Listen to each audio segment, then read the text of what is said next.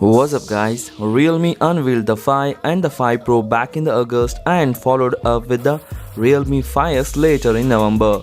Now the company has announced it will add the fourth member to the lineup dubbed as Realme 5i and will be launching on January 6, 2020. This information comes through Realme Vietnam, who took to Facebook to make the announcement. The company didn't reveal anything else about the 5i, but the smartphones listed on Vietnamese retailer FTP Shop's website with specification and images.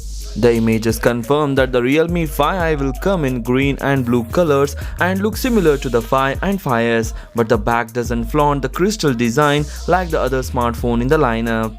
The Realme 5i shares the specification with the Vanilla 5, except it comes with an 8MP selfie camera, which is a downgrade from the 13MP front-facing snappers on 5 and 5s. The listing also reveals that the 4GB 64GB variant of the 5i will cost you around $160 to $180 in the international market, and whether this information is correct or not we still do not know, but the phone is expected to cost you around $150. So this is all we know about the upcoming Realme 5i. If you like the video, please hit the like button and do share this video among your friends. Thanks for watching, take care, bye bye.